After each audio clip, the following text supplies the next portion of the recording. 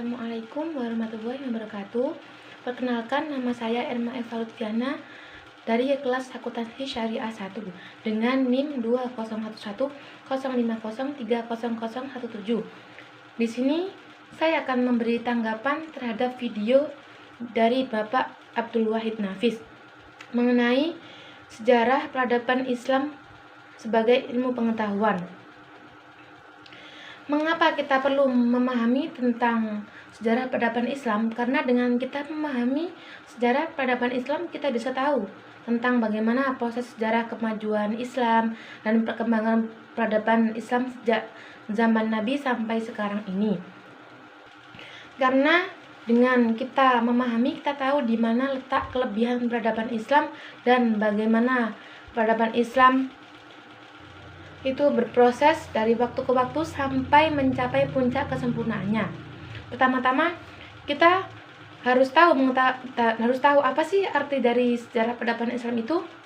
Kata sejarah itu sendiri berasal dari kata Arab yaitu syajarah, artinya pohon. Pengertian sejarah lainnya adalah yang tersusun dari serangkaian peristiwa masa lampau keseluruhan pengalaman manusia.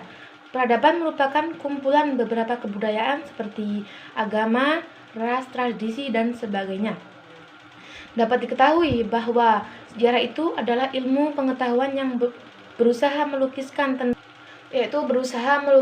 tentang peristiwa masa lampau umat manusia yang disusun secara kronologis untuk menjadi pelajaran bagi manusia yang hidup sekarang maupun yang akan datang.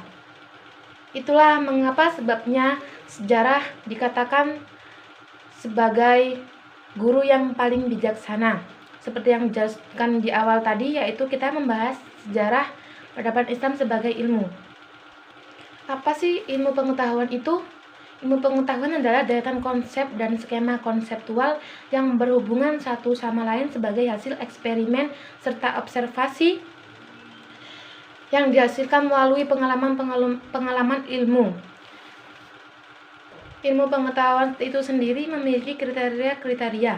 Yang pertama yaitu memiliki objek yang jelas, yaitu harus ada yang dikaji, misalnya tentang ilmu sosial, perilaku konsumen. Yang kedua yaitu memiliki metode tertentu, yaitu seperti metode yang digunakan seperti metode kualitatif, kuantitatif. Yang ketiga yaitu disusun secara sistematis, ada kerangka pikirnya 1, 2, 3, 4 dan seterusnya. Yang nomor 4 menggunakan pemikiran yang rasional, bisa dijelaskan oleh akal, bisa diterima dan dipahami oleh akal. Yang kelima bersifat objektif. Yang keenam yaitu memiliki tujuan yang jelas. Kalau kriteria-kriteria tersebut ada dalam kajian sejarah peradaban Islam, itu bisa dikaji sebagai ilmu pengetahuan. Manfaat dari mengkaji tentang sejarah peradaban Islam yaitu yang pertama edukatif, memberi pembelajaran kita dalam berjuang harus sopan dan santun, bijaksana, dan bagaimana kita dalam mengembangkan ilmu pengetahuan penuh kesungguhan dan keikhlasan dan penuh pengorbanan dan sebagainya. Yang kedua yaitu sebagai inspiratif untuk mendalami ilmu pengetahuan dan inspirasi untuk belajar. Yang ketiga kegunaan rekreatif. Itulah yang dapat saya tanggapi, kurang lebihnya mohon maaf sebesar-besarnya. Wassalamualaikum warahmatullahi wabarakatuh.